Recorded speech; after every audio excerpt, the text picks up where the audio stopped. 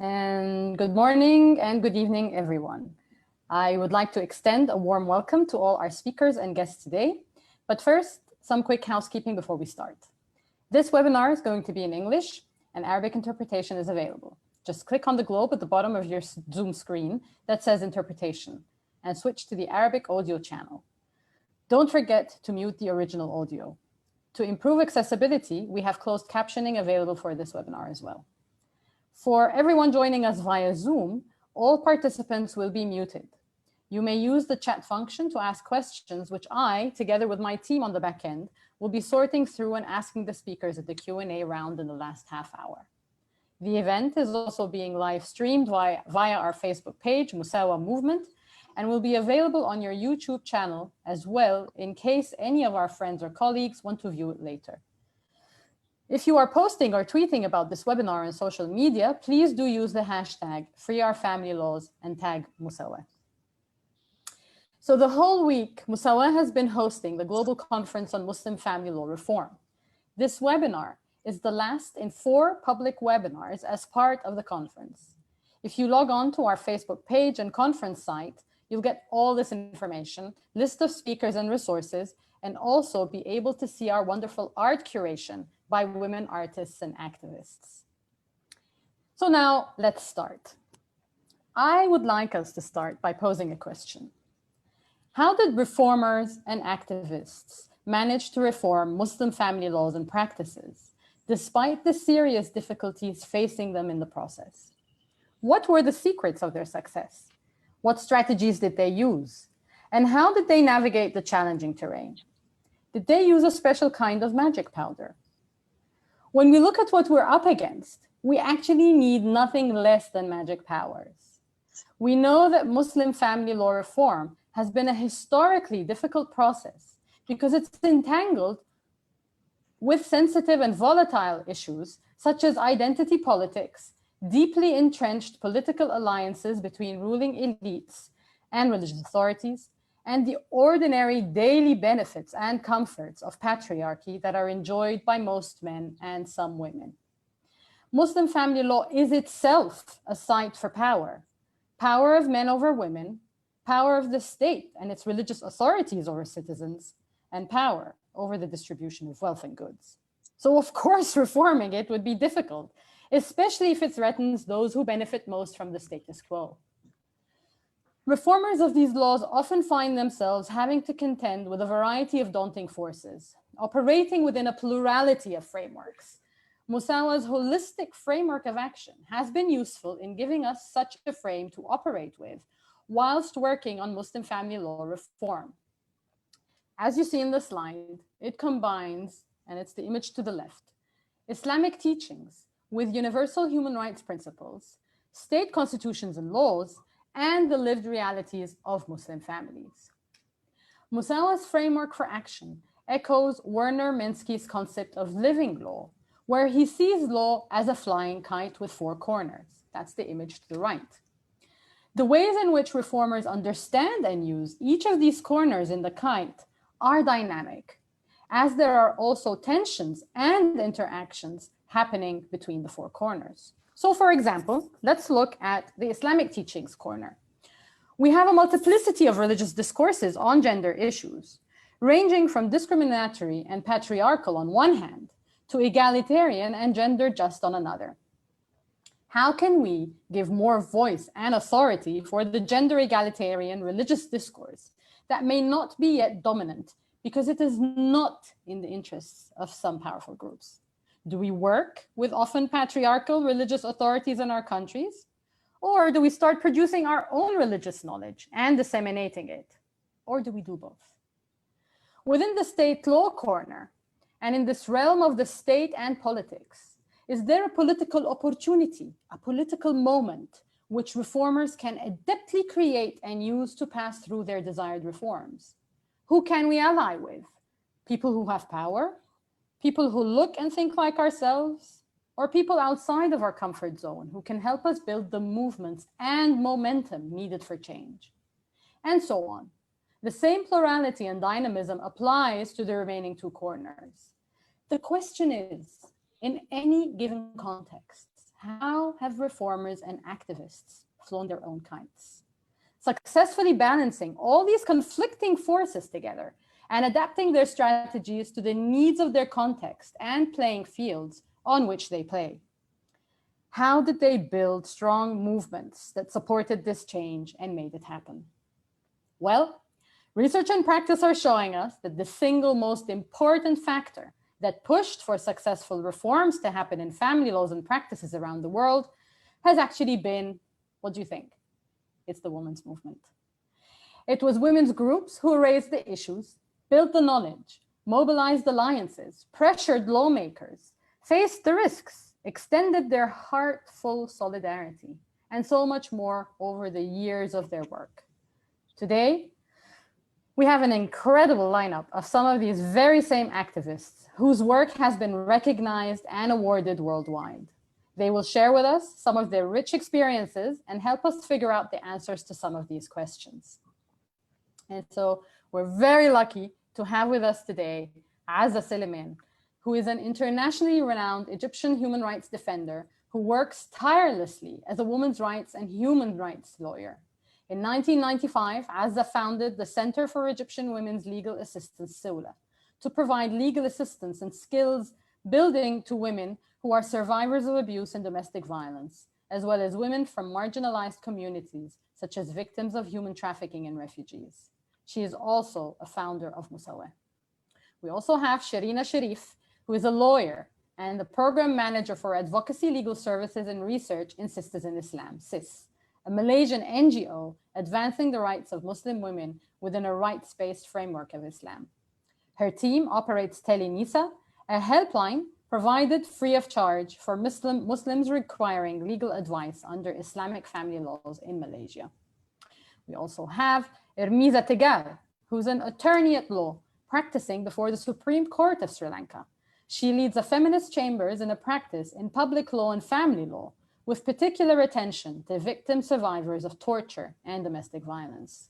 Ermiza is also a co-founder of the Muslim Personal Law Reform Action Group, MPL RAG, pushing for reforms of the Muslim Marriage and Divorce Act in Sri Lanka.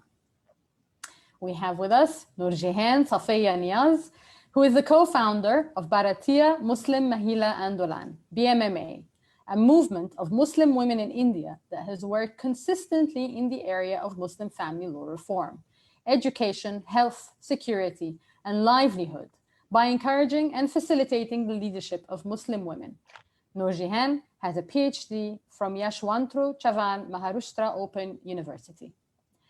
Ayesha Royker is a candidate attorney completing her article of clerkship in South Africa.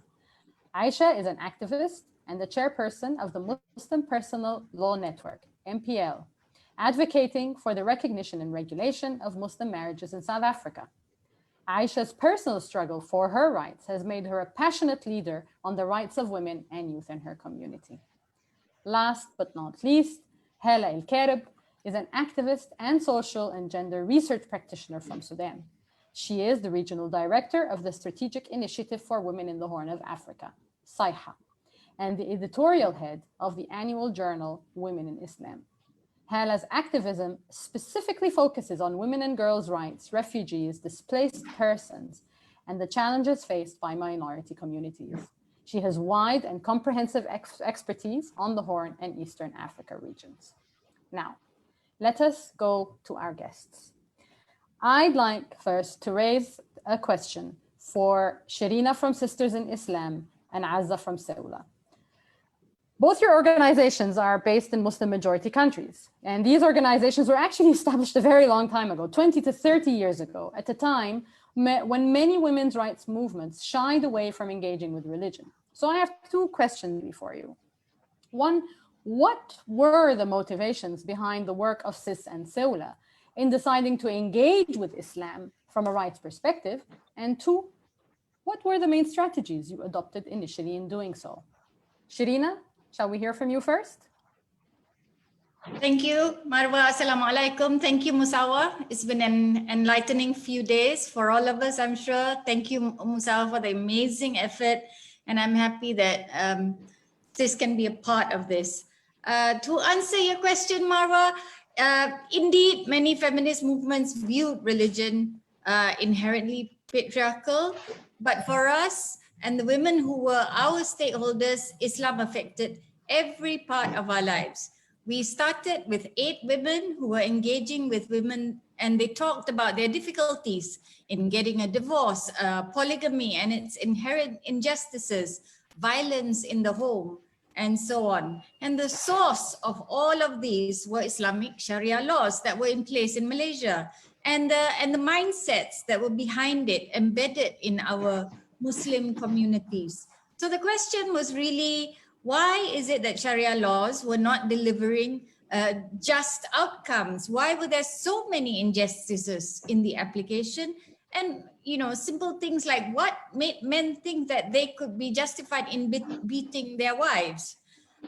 We decided that working solely within the legal system and the social system itself would not achieve our targets. So working within Islamic systems alone too would get us stuck within rigid cultural practices and patriarchal norms that were already in practice. And most importantly, the voices of these women were completely unheard. It was relegated mainly to close friends circle and corridor talk. And I suppose this was the beginning of the thinking behind the Musawah's law as a flying kite.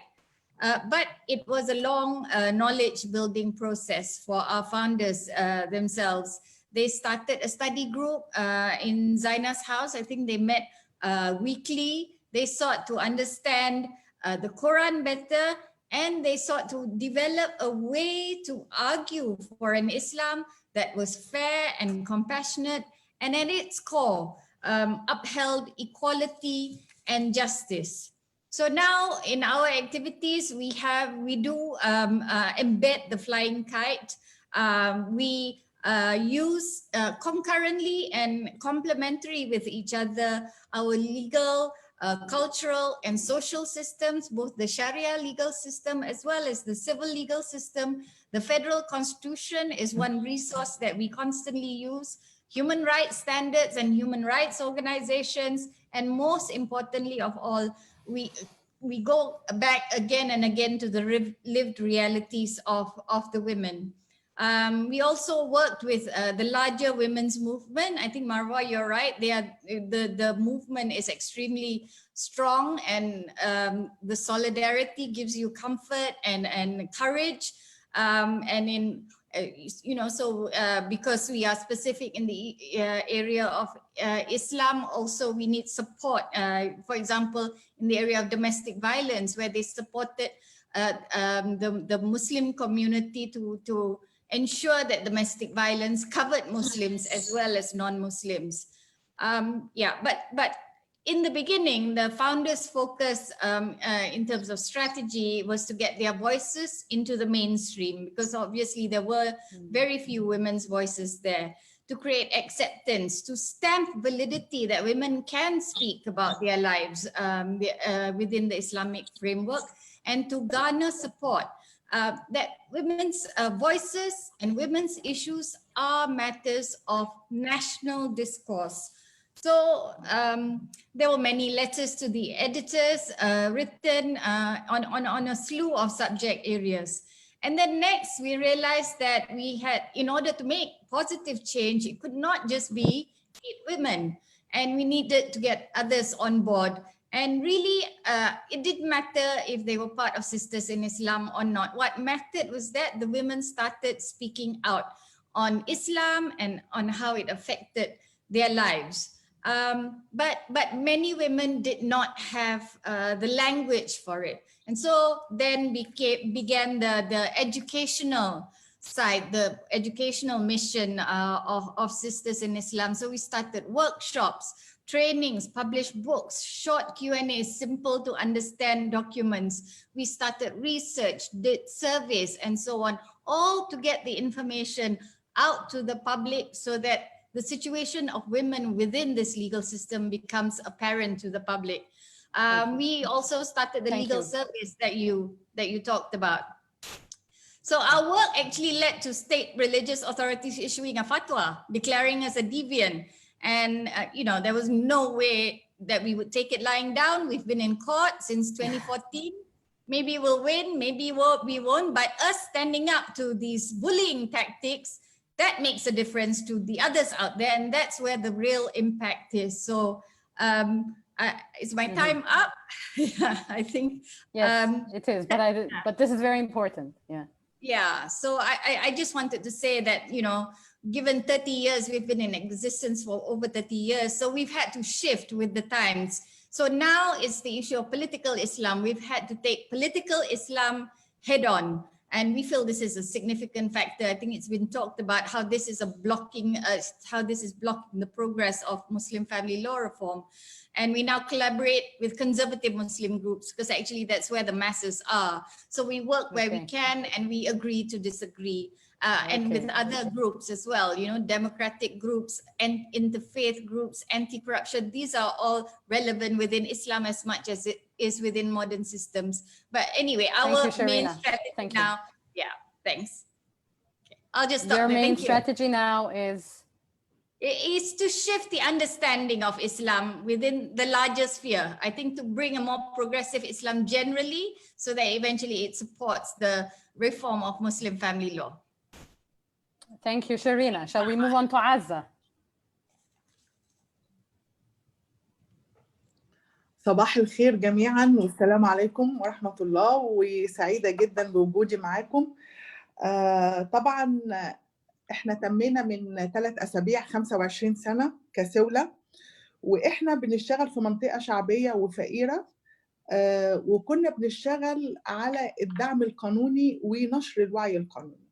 ولكن بعد شوية من اللي احنا حاولنا خدنا وقت عشان نفهم الواقع المر اللي بتعيشه النساء هي وأطفالها، وإزاي الستات ما عندهمش حياة، الستات حياتهم بتدوب في حياة الآخرين، سواء رجالة أو أطفالها، لكن هي ما عندهاش حياة، مش مستوعبة إن هي لازم تكون عندها حياة. حقيقي بدأنا نعمل برنامج داخل المؤسسة اسمه فضفضة، مجرد إن الستات تحكي عن مشاكلها، ممكن نعيط سوا، ممكن نصوت سوا، لكن في النهاية كنا فاتحين باب للفضفضة. الفضفضة ده ورانا باب أكبر بكتير من عدم المساواة، وطلع كتير من الغضب، والغضب قعد يكبر ويكبر ويخلينا بدل ما كنا بنفكر على تقديم الخدمات القانونية فقط أو القضايا أو إصلاح أو استخدام الوساطة، بدأ الغضب دوت يخلينا نفكر إزاي نغير في السياسات ونفكر نغير في القوانين. حتى تغييرنا للقوانين كان تغيير جزئي، إن احنا إزاي نغير مواد. لكن كل ما الغضب بيكبر وإحساسنا بعدم العدالة بيكبر، كمان ده بيغير لنا في الاستراتيجيات بتاعتنا، وبالتالي بدأت أدواتنا كمان تتغير. فاشتبكنا في التغيير عبر استخدام الاتفاقيات الدولية، خاصة السداو والدستور والقوانين والمعرفة الإسلامية. والمعرفة هنا هي أحد التولز المهمة جدا اللي هي كانت لازم بتقوينا داخل المجتمع عشان نواجهه. وده بعد شوية هنلاقي إزاي بيتغير حتى أدواتنا. يعني بعد ما كنا بادئين بالدفاع بدأنا بالهجوم، وبعد شوية بدأنا نعمل لهم، وأنا فاكرة جدا إن أنا قلت ساعتها نعمل كتاب أسود لبعض الأئمة. وبعد ثورة يناير كل التابوهات اتكسرت. المؤسسات زي الأزهر، زي الكنيسة اللي كانت بتمثل تابوه محدش يمسها ولا ينقضها، كل ده اتكسر. فبدأنا نعمل لهم CD، نقول لهم انتوا كأئمة ومؤسسات دينية ازاي كنتوا أيام مبارك بتدعموا العدالة وما حاولتوش تساعدوا ولا ترفعوا ظلم عن النساء ولا عنف ضد النساء، وازاي انتوا دعمتوا النظام ضد عدم العدالة. فكنا بنعمل لهم CD كده عشان نفضحهم بيها. فحتى أدواتنا بدل من الدفاع بدأت تتحول للهجوم، وده كان مهم جدا. في المرحلة دي احنا كمان كنا شغالين على بناء المعرفة، سواء مع مساواة، ومساواة عملت أكتر من مرة داخل الفريق، داخل المؤسسة، وداخل التحالفات، لأن احنا كمان بنينا مجموعة من الشبكات، التحالف على مستوى مصر والتحالف على مستوى المحافظات المختلفة الداخلية. ومساواة عملت تدريبات لدوت، اشتغلنا مع فئات نوعية مختلفة زي الأئمة، الأوقاف والأزهر، وأعتقد مساواة عملت أكتر من مرة لقاء معانا مع الأزهر والأئمة، وكان أكثر من رائع. وكمان اشتغلنا مع الفئات النوعية زي الإعلاميين، القضاة، القانونيين، الكوادر المحلية، وهكذا.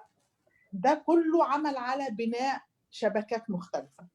كمان بدأنا نشتغل على قضايا نوعية ونرفع شعارات الناس ما كانتش بتتكلم قبلها، زي الحضانة ليس لها دين، في فكرة إن الأم المسيحية إزاي حضانتها بتبقى أقل من الأم المسلمة، فرفعنا الحضانة ليس لها دين، عدالة أكثر للنساء داخل الأسرة المصرية، زواجي لا يسقط حضانة أولادي.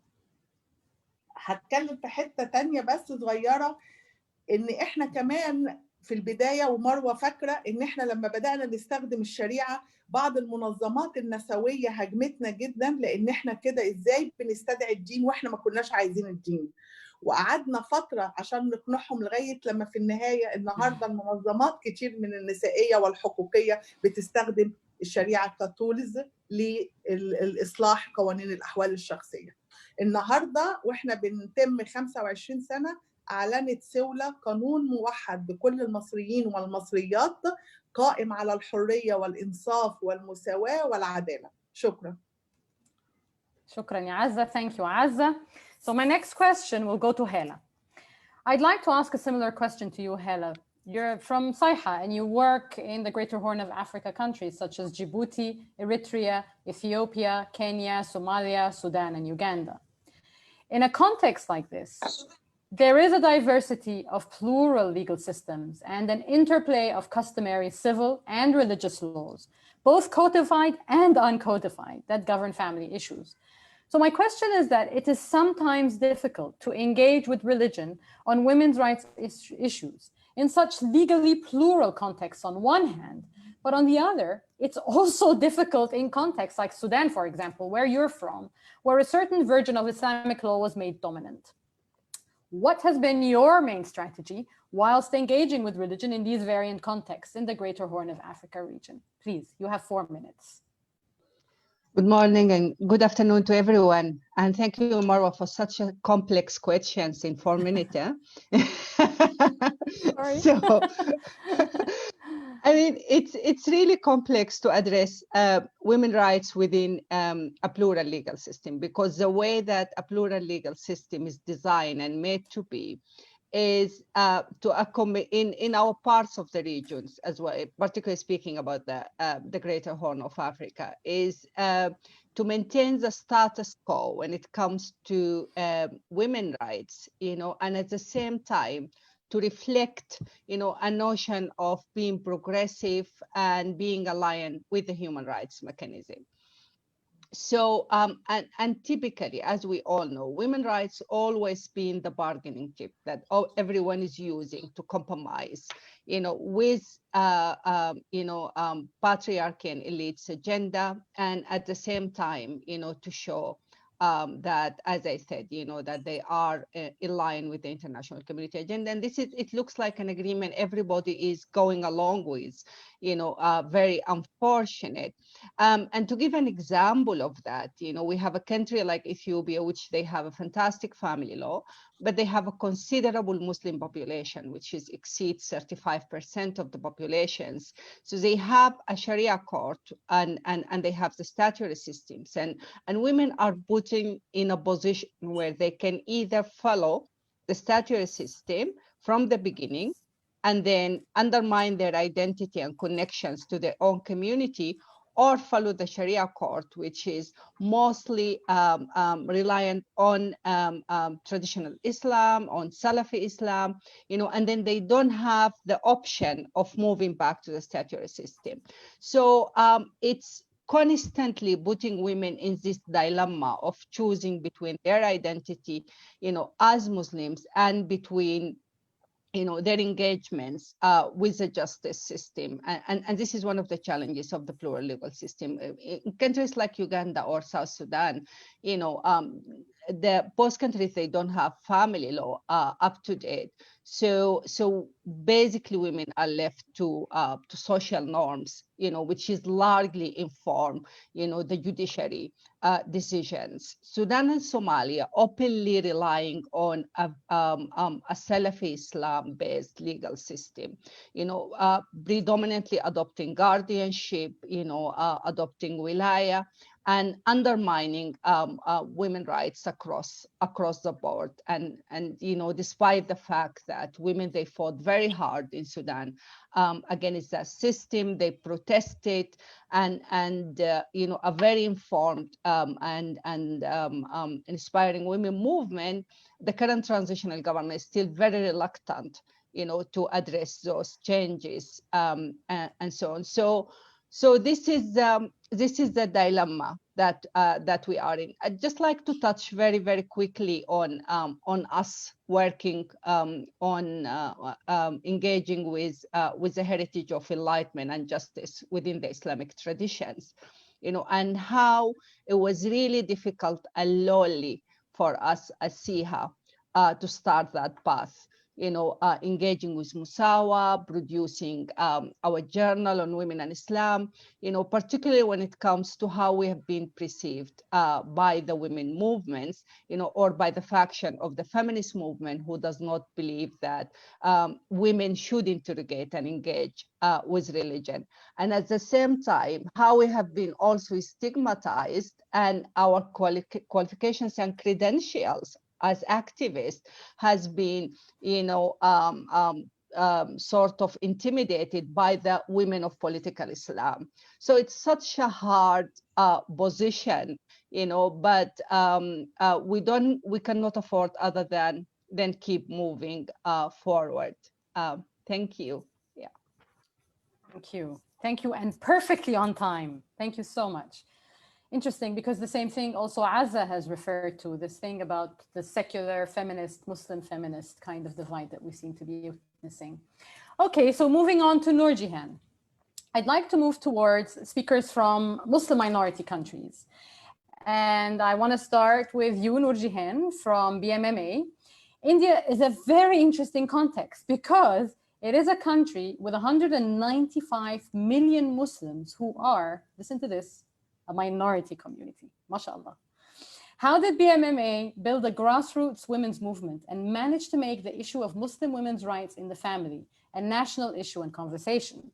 And furthermore, how did you manage to get new legislation to ban issues like unilateral triple talaq divorce, which we know was very harmful for Muslim women? And Noorjehan, because you have such a sizable minority, we're giving you 6 minutes, please. You're muted, Noorjehan. We can't hear you. Okay. Thank you so much for that generosity. Thank you, Musawah, for this opportunity. So, we started BMMA in 2007, and much before that, a lot of us who are now part of BMMA and leading BMMA were working in our respective states for a decade or more, even before we started.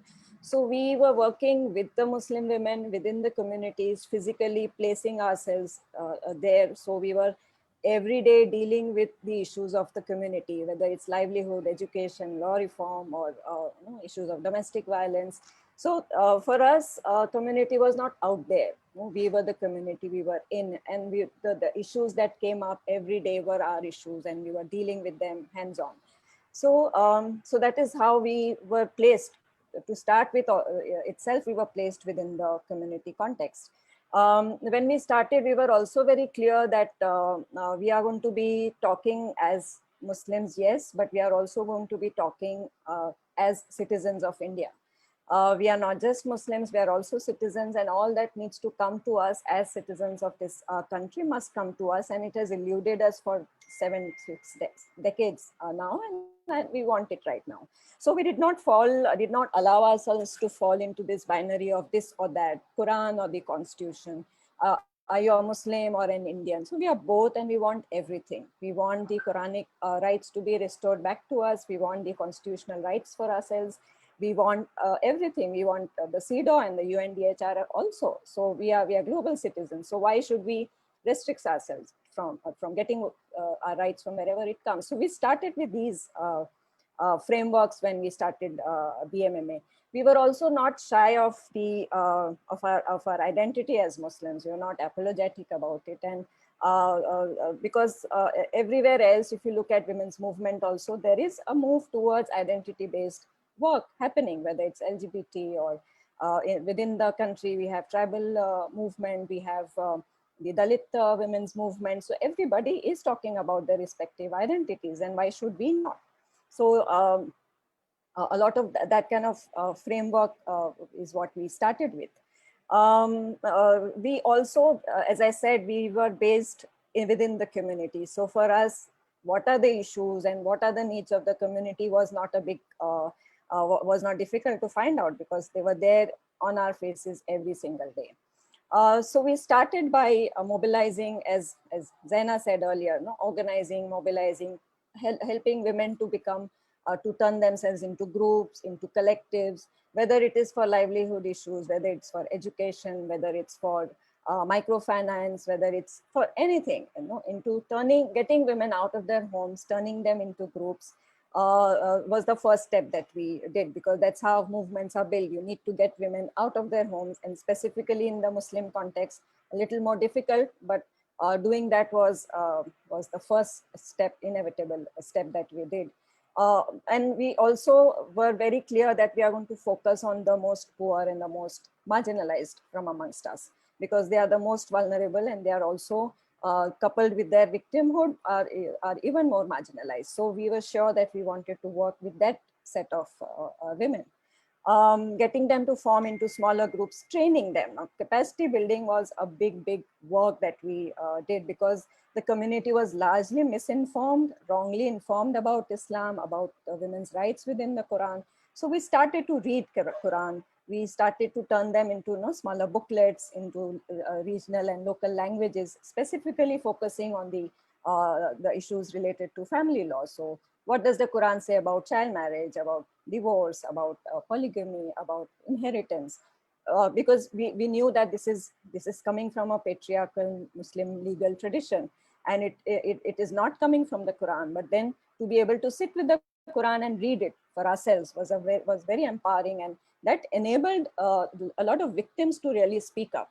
Because earlier the fear was that we are going to go against our own religion if we speak up against triple divorce or polygamy or child marriage.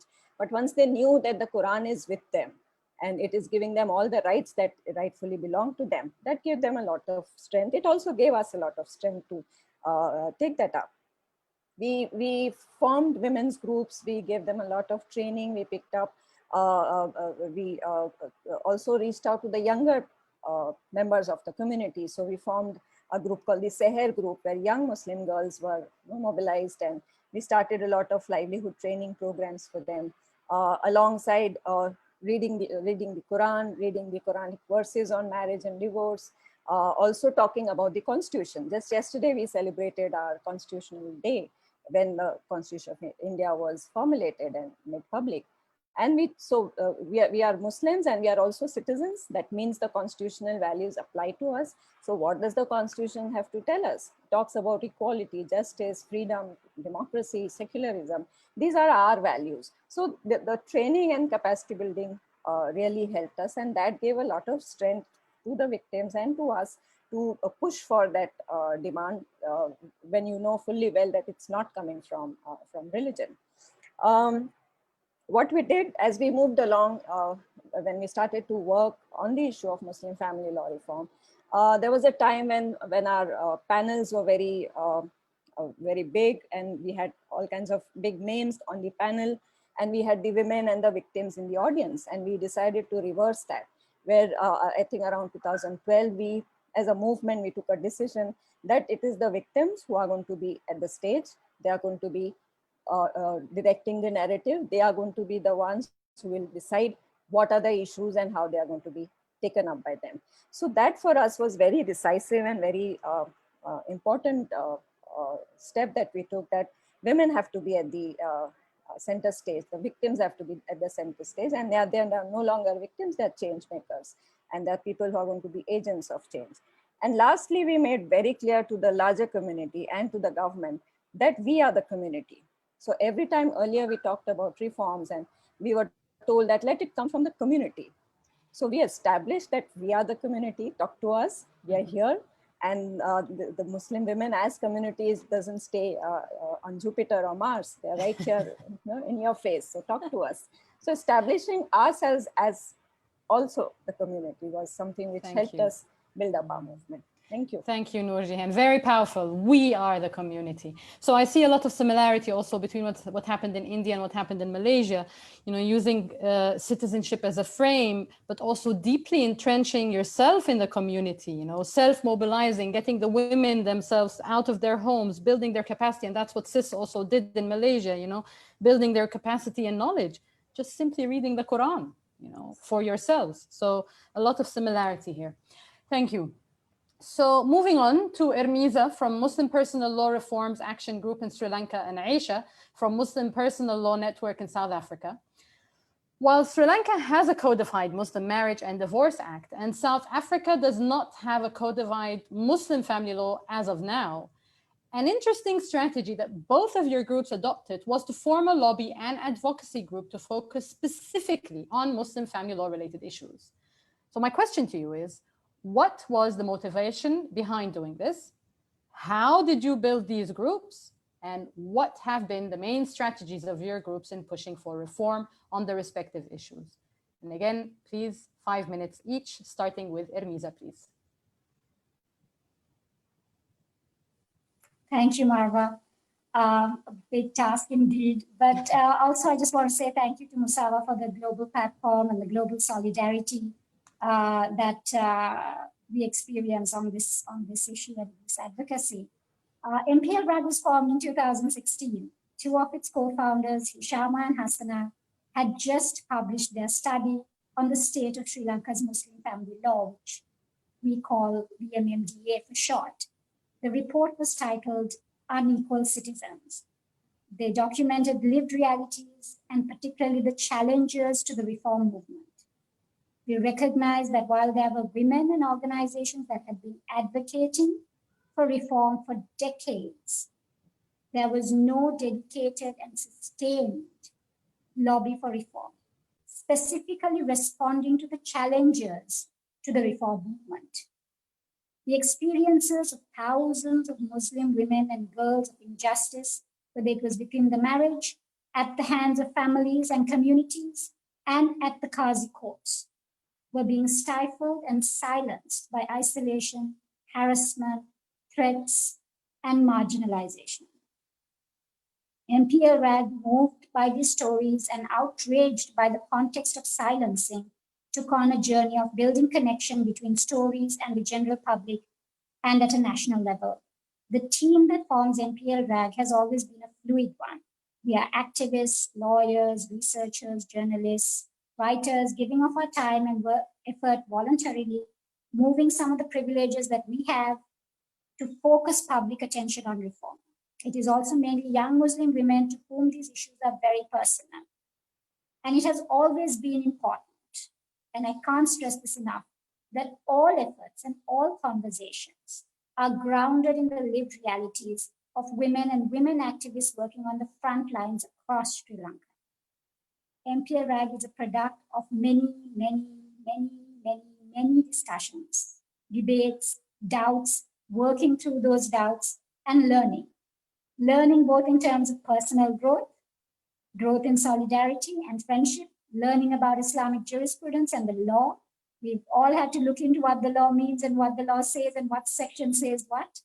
And growth in understanding of our own context, how politics works, how a minority Muslim community functions politically, how our communities are structured and how that functions. In terms of strategies, gathering evidence has been key to our movement. Stories into studies and reports, mobilizing the Right to Information Act for data on statistics, creating accessible content has been another. Short videos, posts of case studies, position papers, statements, and also in local languages has been a strategy. Occupying space, physical space, by going to conversations on constitutional reform. That was actually the moment Imperial was also formed. Parliamentary Oversight Committee meetings on gender, getting a seat at that table, speaking to academics, politicians, personal spaces in our homes and with our friends, and talking to community welfare groups about these issues. Also, taking up space internationally with CEDAW and CRC and the spaces that create for us. And of course, the space in the media, which is traditional and online media. So we amplify demands, we amplify a vision, amplify solidarity, and publicize lived realities. There is no shame in the experience of women and girls. What is shameful is that we lived in a community and a country that refused to respond. As I said, the fourth of those strategies I would say is talking to everyone. Even in preparation for this little presentation, I was trying to jot down who we've spoken to, and I realized it's an innumerable number of people and groups. And we've spoken to politicians across the divide, male, female, Muslim, non-Muslim, just taking the lived realities and saying, these are the stories, you now know it, you are responsible. Friends and family again, youth groups, Muslim women's groups, the older movements that have carried this conversation through, and also Islamic scholars, progressive and non-progressive. We have crafting our message has been very, very important. So clear specific demands, adopting Musawah's framework of lived realities, national laws, Islamic jurisprudence, and international human rights standards, creating a national issue, adapting demands to political events, ensuring that the message centers women and girls, and calling out those who are responsible, embracing nuance, and also rejecting the facade of homogeneity. I have been privileged to witness and experience the love, solidarity, trust, and compassion that grows within this movement today, and that continues to grow with the new incoming voices. Thank you.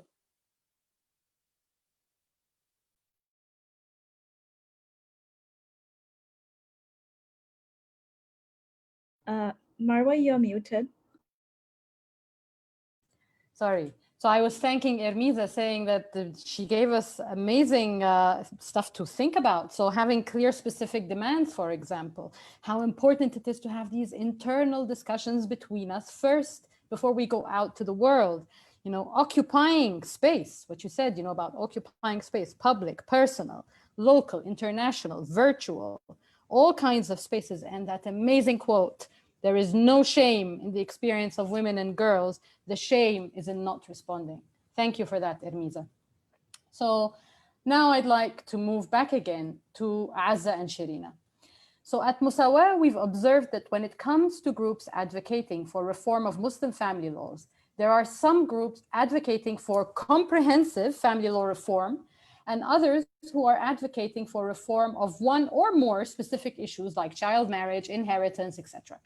So Azza and Shareena, both Sawla and Sis in the past have advocated for comprehensive reform of the Muslim family law in your respective countries. But unfortunately, we haven't really seen a positive trajectory with regard to that. In retrospect, was this a useful strategy? And Azza, if you're going to be speaking in Arabic, for everyone else, please turn on your English translation. And you both have 3 minutes each. Go.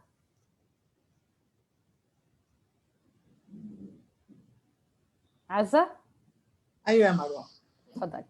احنا في الشامل او اصلاح قضيتين زي ما قلت قبل كده، ان احنا بدأنا بتغيير والمطالبه بتغيير بعض المواد داخل القانون، وبعد شويه بدأنا تبقى طموحاتنا اعلى ونطالب بتغيير قانون كامل حتى قانون موحد للمصريين.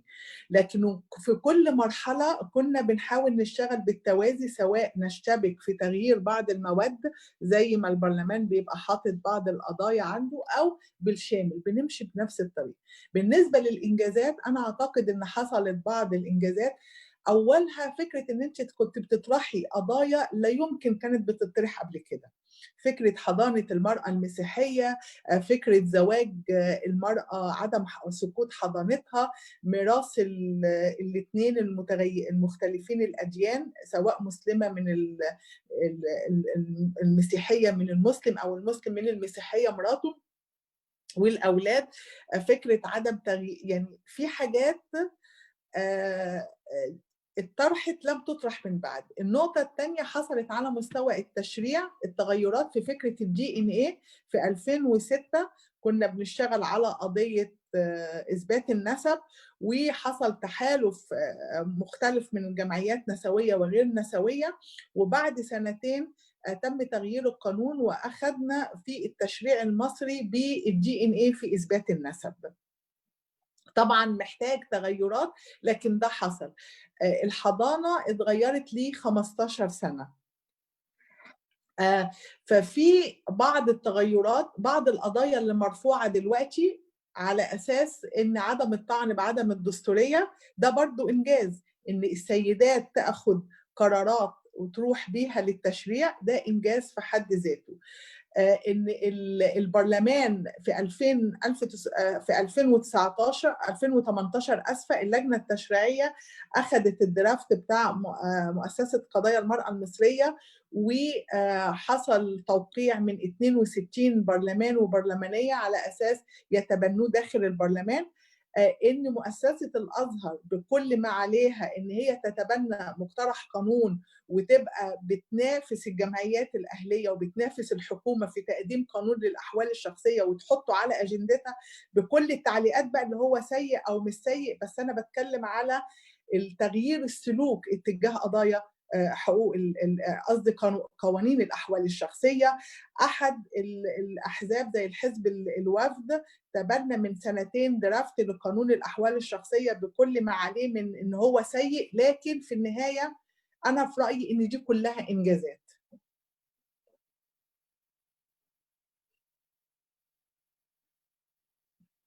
شكرا عزة. شيرينا بليز.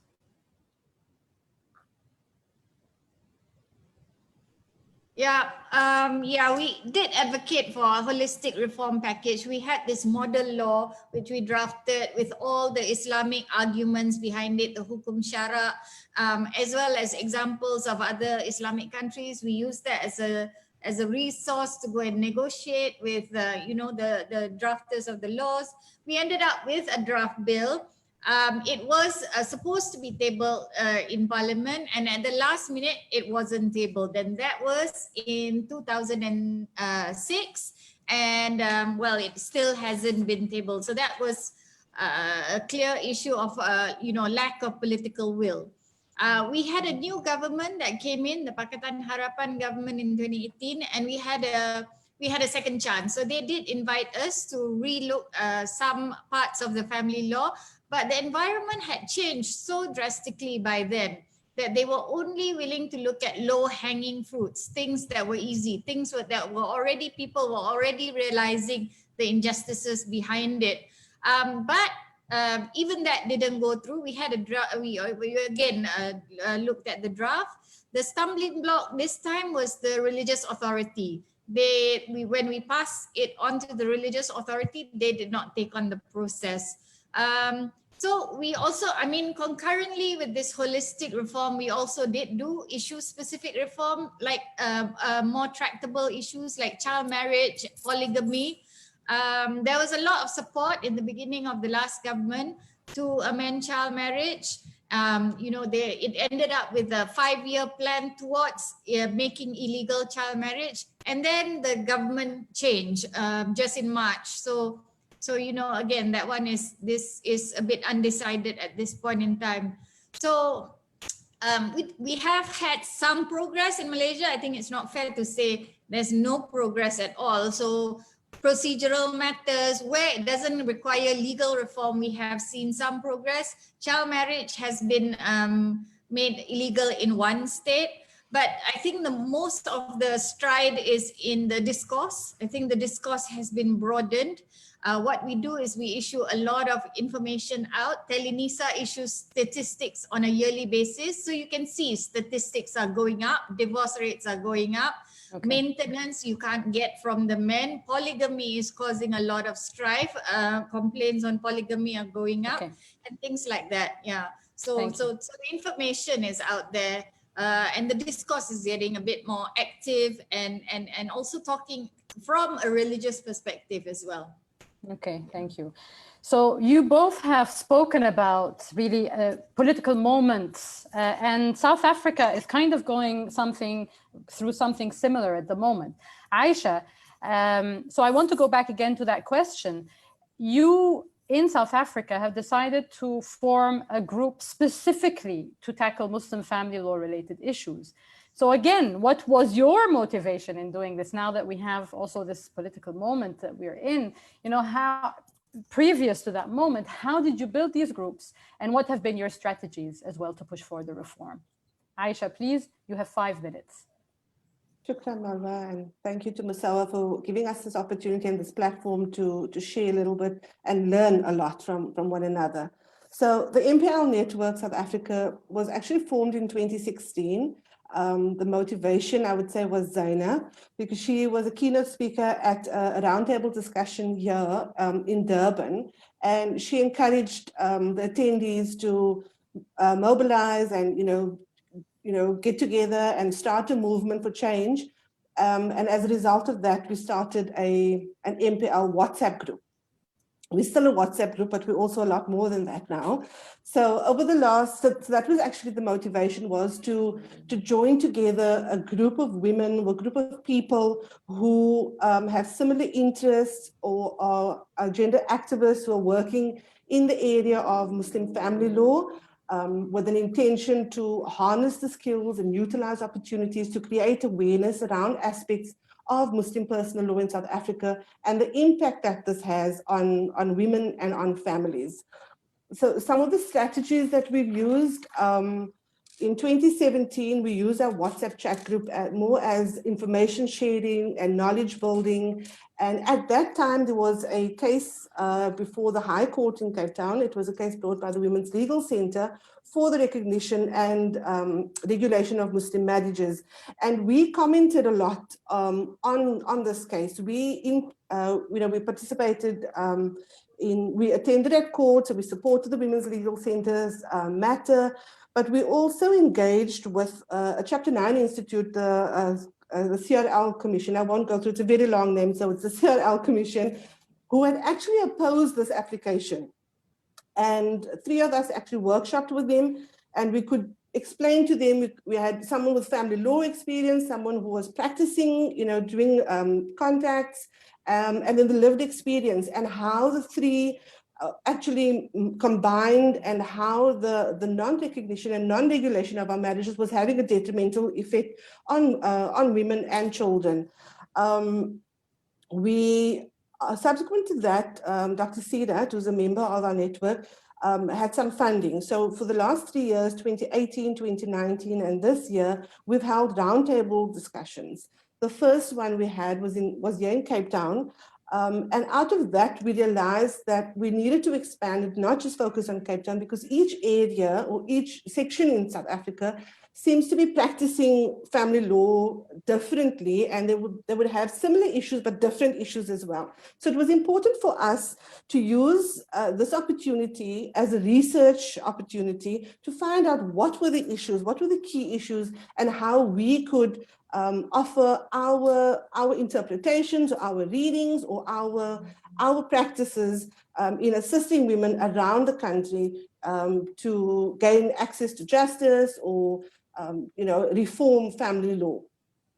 So at our roundtable discussions, we had representatives from the legal sector, we've had representatives from the religious sectors, and always we've tried to amplify the lived realities, because having all these laws and having these religious authorities who don't really have any jurisdiction in South African law. They are self-appointed bodies. We needed them to understand that the way that they were interpreting the laws, the way that they were executing things was really damaging to women and children. So we invited them to our space. We listened to what they had to say, but we taught them. We wanted them to hear what we were doing in practice on a daily basis.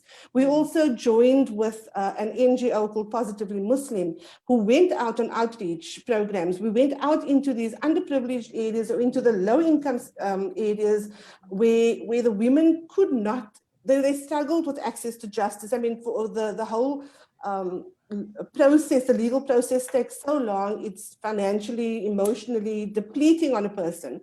So we went out to them, we listened to them. And as MPL RAG, Ermiza said, we built our case studies. We built our case studies built on what we were hearing when we were going out to these communities. What was the need? What did these women want us to do? So, we engaged in these different areas. We were able to get our views heard, and we were able to. These women were unable to articulate themselves, so we were able to listen to them and then share the knowledge that we've gained. So yeah, we've also used opportunities in the media to highlight these issues. We've done radio, TV, print. We've put out statements.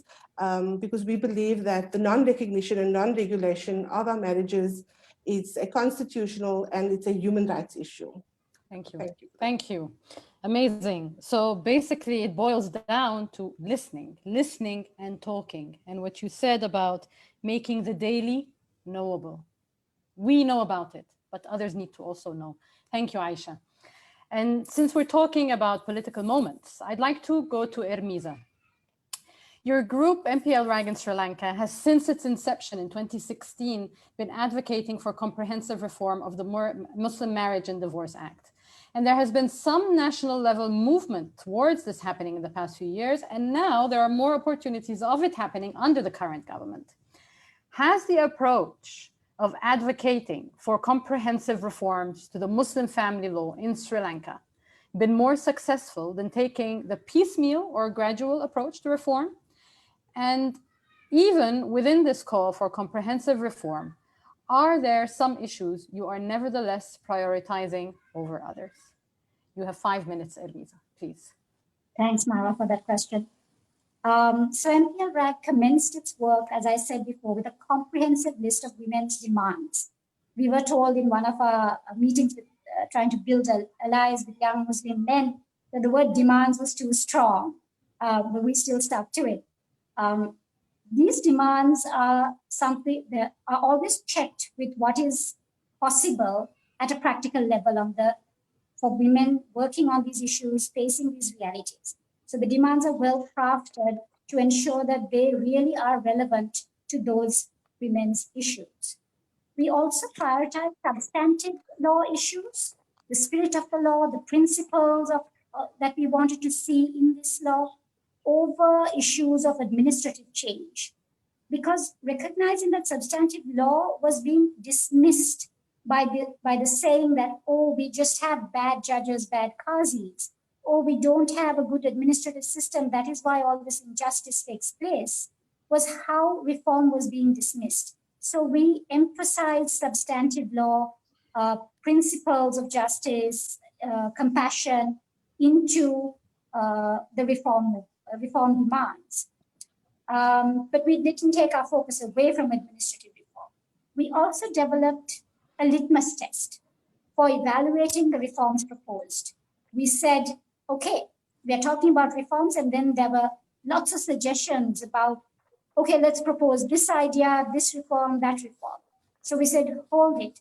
We need to check whether the reform suggestion or the proposal meets or addresses the lived realities of women and girls, whether it complies with Islamic principles, and whether it complies with the fundamental rights enshrined in our constitution. This was in response to the fact that there was this consensus, looking for consensus in building in the reform process and compromise So we had to push back on consensus building and compromise building because it did not, at the heart of it, address women and girls' issues. There were times when we highlighted key issues, for example, when we saw that there was public traction on a particular issue, so child marriages, for example, and when we particularly noticed that there was stubbornness or intolerance of the idea that women can be qazis, we then focused our attention on particular issues. Political moments have been key to MPL RAG's work. Creating moments by maintaining pressure has been important. Responding to political moments, whether they are constitutional reform, elections, even post the terrorist attacks last year in April, we had to take up that space and say, do not look at Muslim issues by demonizing the Muslim community. These are real issues that women and girls face. Those have to be addressed in the spirit of addressing their issues and not by marginalizing the Muslim community as a whole. Because the pressure came from both within the community, the gatekeepers of the community, and also the ultra-nationalist voices which wanted to use Muslim women's experiences to demonize the community and to say that you're bringing disrepute to the community. We were always mindful that the message centers and uplifts women and girls. Again, I cannot stress enough that shame and blame, away from sharing those experiences of violence, and blame and shame for those causing or permitting violence.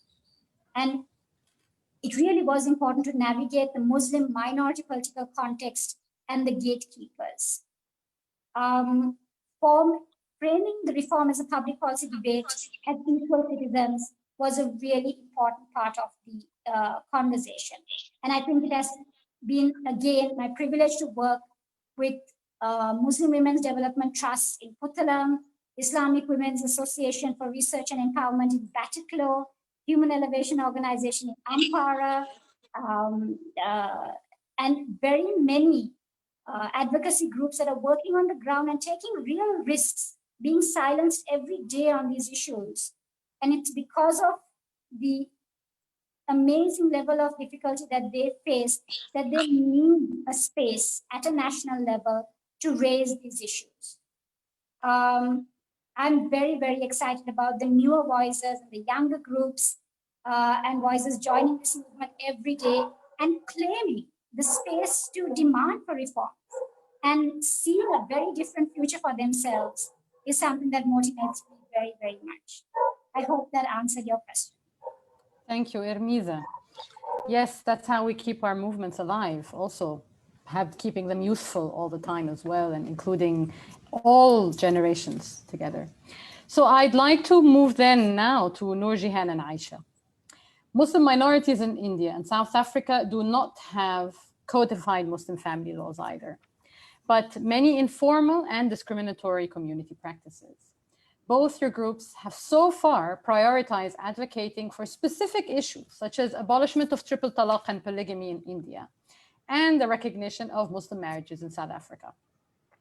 But you've also faced questions from both government and civil society about why you're asking for reform and regulation of Muslim marriage and divorce-related practices, rather than pushing for Muslims to also marry under civil laws of your respective countries.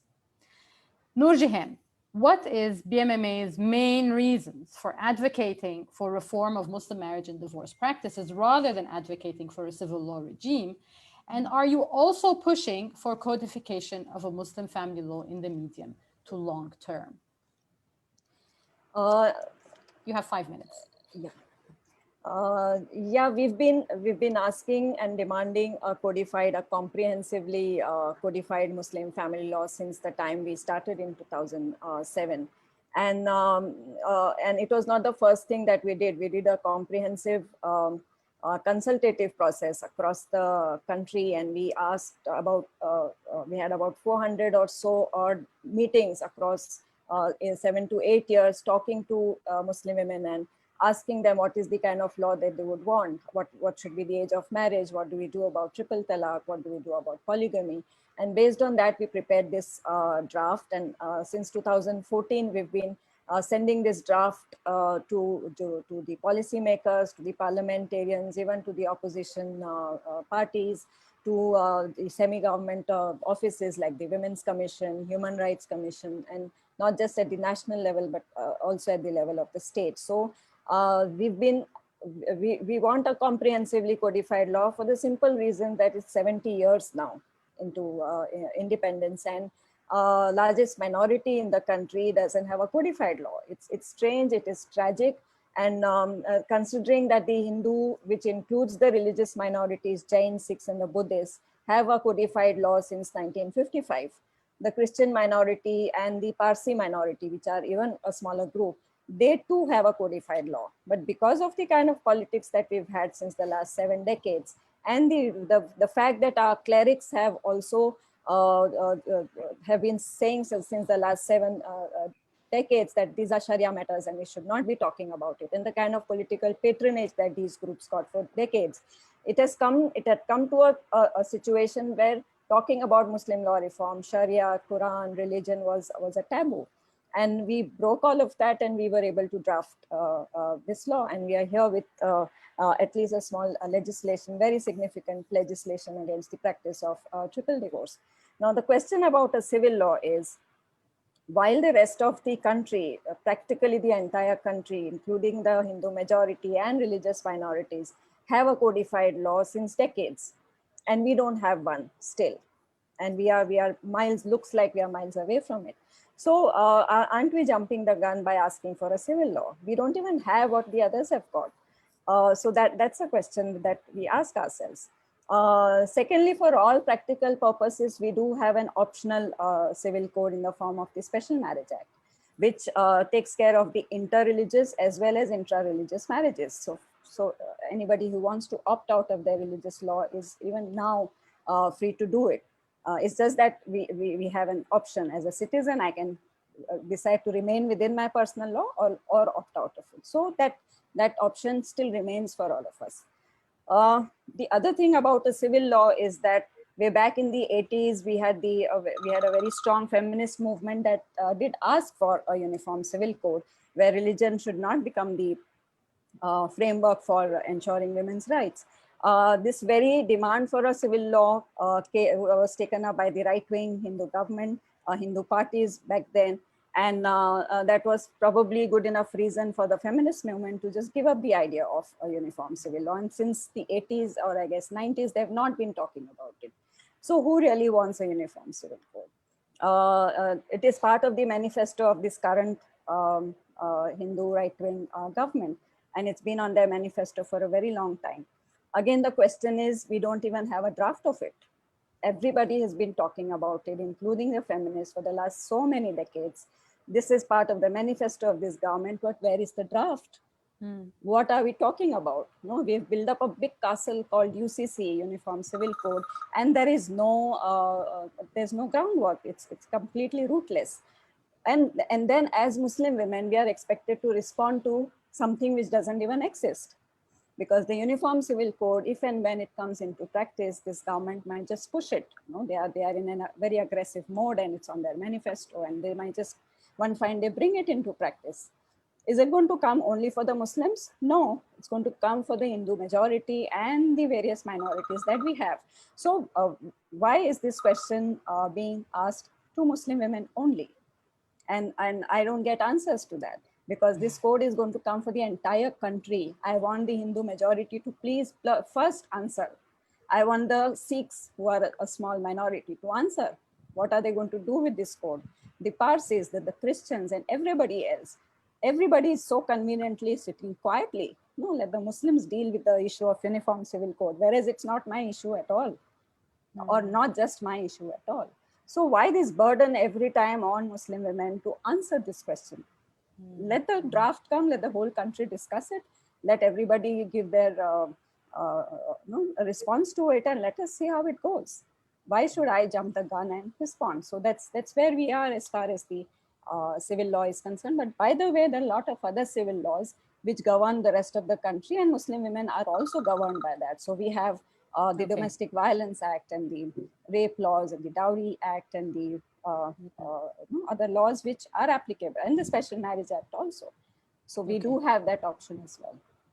Thank you. It's interesting how this thing about unified family law in a place like India has a whole load of political issues surrounding it. And in a place like Egypt, for example, Azza was telling us they're calling for a unified family law. It's a completely different ballgame. So context, of course, matters. Ayesha, I would like to also pose the same question to you with regard to South Africa. Why has the MPL network chosen to advocate for recognition and regulation of Muslim marriage and divorce rather than an abolishment of the community practices altogether? Please, you have 5 minutes. Thanks for that, Marwa. But I think as the MPL network, we're doing a combination of the two because, well, firstly, the reason why we are advocating for the recognition of and regulation of Muslim marriages because currently that's what's happening. There's this new law that's going to be passed, and we need to be a part of the discussion. We don't know what this law is going to look like. So if we don't advocate, if we don't speak, and if we don't highlight the issues that the women are facing under the practices now, then we are really doing them a disservice. So that's the reason why we are pushing for some form of legislation, because some law is better than nothing. Because what's happening on the ground is that the women, when there are issues, they are referred to these religious bodies who don't have any authority to enforce any of the Islamic laws. So they can just advise the couple on what to do, advise the husband on what his rights are, but there's no way of enforcing maintenance, of enforcing, nafaka, of enforcing any of those women's rights. So for us, and at our roundtables, when we highlight these issues, we try to explain to these religious representatives of the ulama that these practices are discriminatory and disadvantageous to women. We have had some responses where it's pushed back onto the bride's family to ensure, for example, that the future, the groom is not already married, where the imam who's going to officiate, he says, no, we've just asked him. If he says no, halas, we've done, our duty is done. But to actually go and ensure that this marriage that this woman is going to be entering into is not going to be impacting on somebody else, or it's going to be fair, it's going to be, just and kind and, equitable. Those are things that are just shunted. So yes, we advocate for recognition because right now, as I said, that's what we need now. But we ensure that everything we do, it encompasses all Muslim laws. So our issues would look at how the family laws, how the practice causes gender-based violence or women's rights to sexual reproductive health rights. So these are the issues that come up in us advocating for recognition and regulation of Muslim marriages. I hope that's answered your question. Thank you very much, Ayesha. Yes, definitely. And so I want to end here with Hala before the Q&A session. Hala, in the Greater Horn of Africa context, some groups may ask for codification, some to amend existing legislation, others to push on signing human rights conventions like CEDAW. Many will work on grassroots mobilization, such as your own great work with the Tea Women, and others would build knowledge on gender in Islam. Which of these different forms of advocacy strategies that we have heard about here would be more relevant to you in the Greater Horn of Africa countries? But more importantly, why do you think so? Hala, you have 4 minutes. Thank you, Marwa. I think keyword is intersectionality. And I think what you have talked about earlier, when you talked about the kite and that each of its sides, it has its own functionality. I mean, for us, we're very clear, that family law is the core, sort of piece of legislations that intersects with every aspect within the legal and policy framework. Further, in a region that's actually struggling with armed conflicts, and intercommunal tension, family law is critically important when it comes to issues of women, peace, and security. And SIHA has been struggling to expand the concept of women, peace, and security to include family law. And we have been very critical of international organizations, UN interventions in certain parts of the region when you see women being, for example, brutalized by, the family members, or criminalized or put into jail, like what's happening in Sudan or in South Sudan or, in Somalia. And, there is no assumption that this is part of the whole issue of women, peace and security. So family law is definitely very, very critical and very important, affect the criminal code, citizenship law, and everything.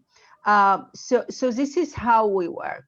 While we centralize personal status law, family law, we look at the broader picture and we make the connection. Of course, women access to resources as well, and access to land as well. Another important aspect of our strategy is that we are extremely accountable to the women we are working with.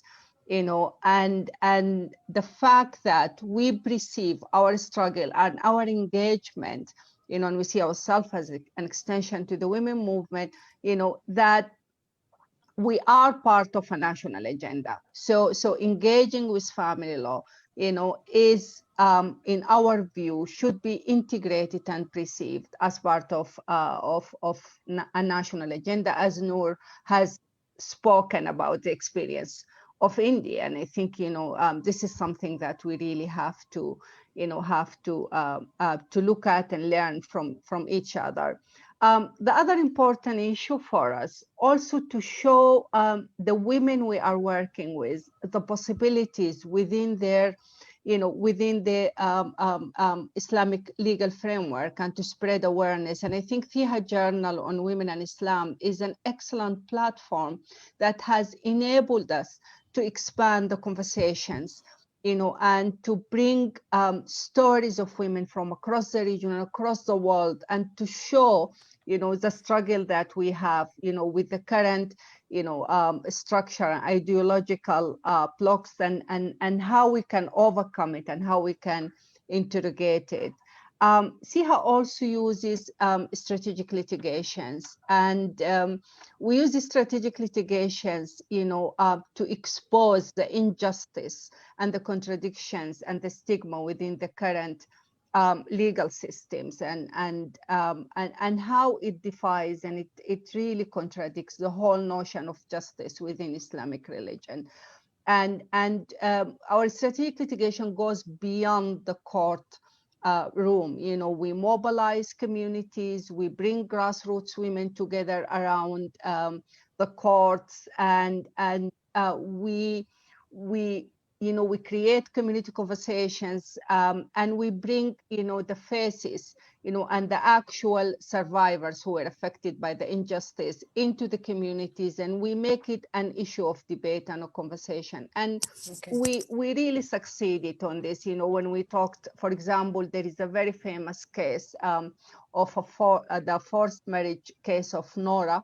And I think many of you have heard about Justice for Nora campaign, which is we played an instrumental role on that, and so on. The most important thing, is the movement building and the coalition building with grassroots women and activists at the grassroots level. And that's something that we cannot attain any progress without being true to that, because when we talk about transformation and creating new paradigm, we need the engagement, and we need the masses of women buying into that and pushing and supporting that. Lastly, I'd just like to say that, we constantly resisted looking at the issue of justice and equality of women, being Muslims or being non-Muslim, living within predominantly Muslim society, or being minority Muslims, is to be looked at from a narrow window. As I said, our equality is an existential issue. It's not about, NGOization. It's not about donor funding, but it's about the existence of women as human beings, within Muslim societies, and it's really important to look at it from that angle, so that we were able to interrogate, and engage with, with our faith, with every notion of discrimination that comes from social norms, traditions, or from religion. Thank you. Thank you so much, Hala. Covered so much ground. It's an excellent way to bring this together.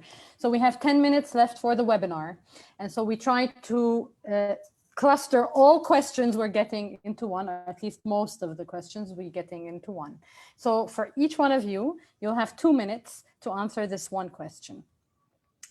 In what specific areas have all of you faced the severest challenges in applying women's rights?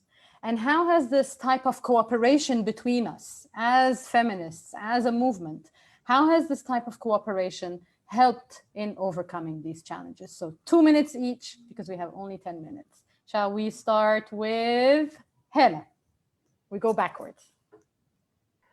Absolutely. I mean, the amazing learning, that we have encountered in our interaction with Musawah, the sisterhood, the solidarity, and the access to resources and diverse experience is instrumental in making steps forward. This is something that we take very seriously, and I think, for all the, those who are engaged in the women movement should do that. We cannot do it alone. Absolutely. So, solidarity and sisterhood, and being able to see each other's experiences is critical. Thank you, Hala. Ayesha, please. I was hoping you'd come to me last, but no such luck. Yeah, so yeah, I agree. Solidarity, using spaces like this, sharing knowledge, gaining information, learning how others have done it. What are the issues that they've come across? How have they navigated the things that are new to us? I think it's really will be useful to us here in South Africa. In how we go forward and how we advocate for change in South Africa.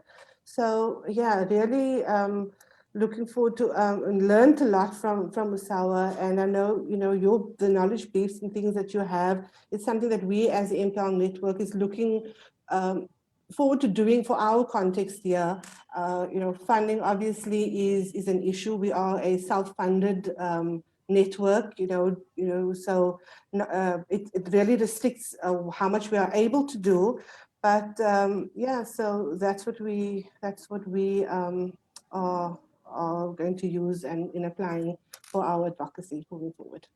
Thank you, Ayesha. Ermiza, on to you. Thank you. So cooperation has definitely, solidarity has definitely helped. I think in also being prepared. One of the things that we've always been doing is constantly gathering that evidence, trying to be relevant for every political moment and being prepared. So the solidarity and cooperation, that there is already so much studying and so much argument building that has been done already. And through sharing that, our preparation is made so much more easier and so much more deeper and so much more stronger.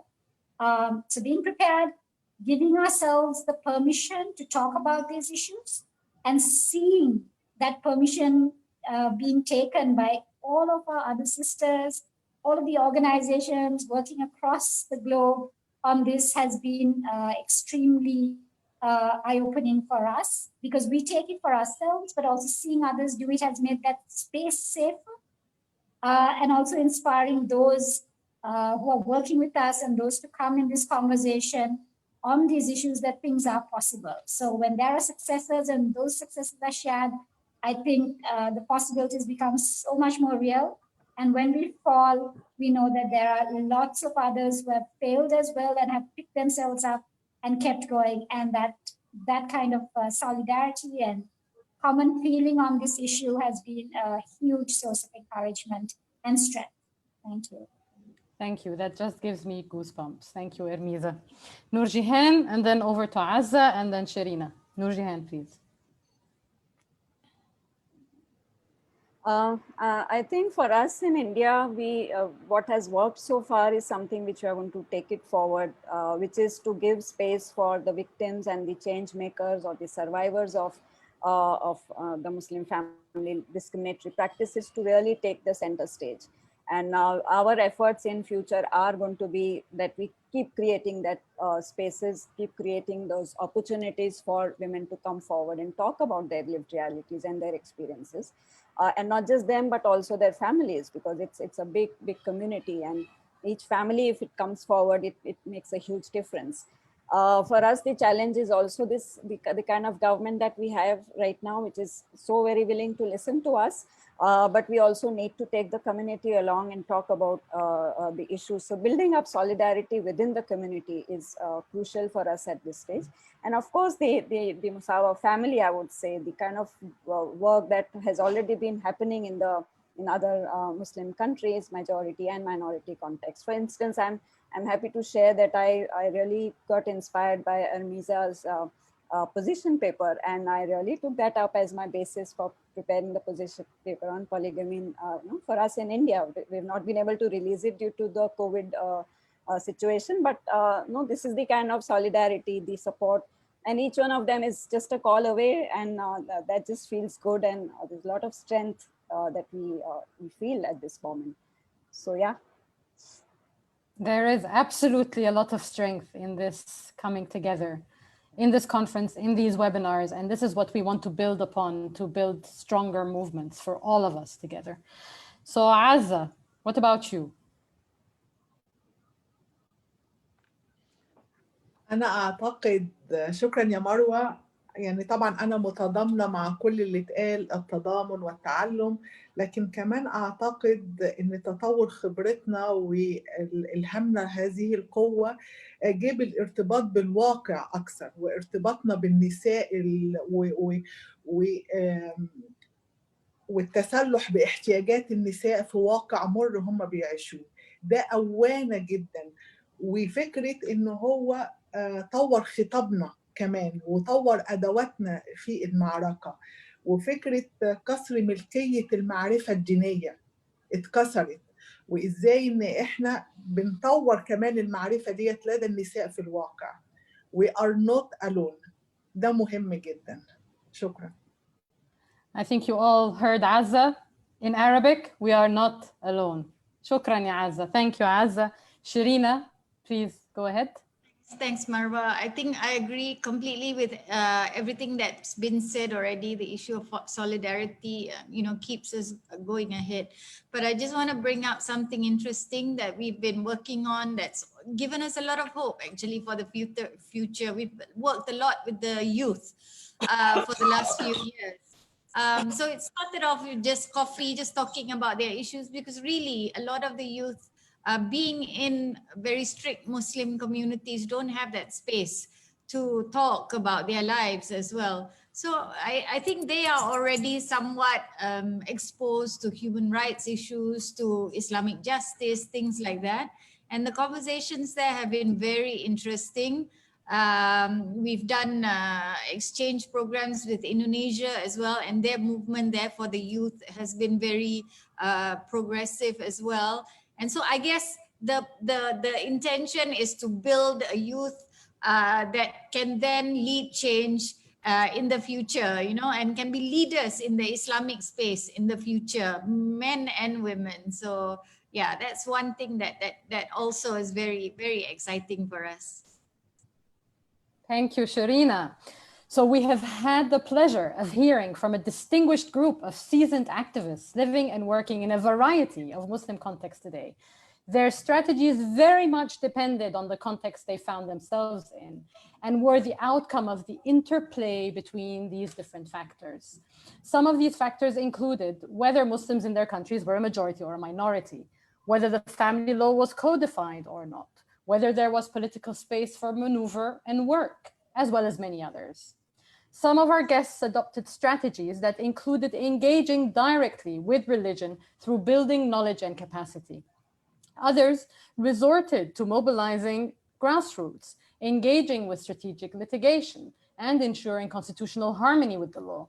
Some of them just simply had to form new activist groups altogether to give Muslim family law reform its due and specific focus. Some decided that comprehensive family law reform was the way to go, while others opted to focus on specific family law issues for the time being to build the momentum towards a long-term overall change. Whatever the strategy they adopted in the end, we are deeply grateful to them for sharing with us their insights and knowledge. May we all stand together in solidarity and justice in our quest for more equitable and just family laws and practices. Thank you all for being with us here today. And I'd like to thank the Musawah team and volunteers at the back end who have been tirelessly working behind the scenes to make this happen. Before you go, we ask you to please answer a poll that takes around 5 seconds to fill out. It is supposed to be on your screens now and will help us really greatly in organizing more events like these. The video recording of this webinar and all the webinars that were part of the conference will be available on our Facebook page and YouTube channel. And I want to thank again our extraordinary guests and good luck with all your amazing work towards more equality and justice in our world today. We will be seeing you all again soon, so please do stay tuned for more of these exciting conversations as part of Musawah's campaign for justice. Thank you, everyone. Thank you. Thank you. Thank you, Marwa. Thank you, everyone. Yeah, it has been Pleasure. fantastic. Everyone. Thank you. Bye-bye. Thank you. Thank you. Thank you. Thank you. Please fill out the Shukran, polls. thank you so much. Shukran.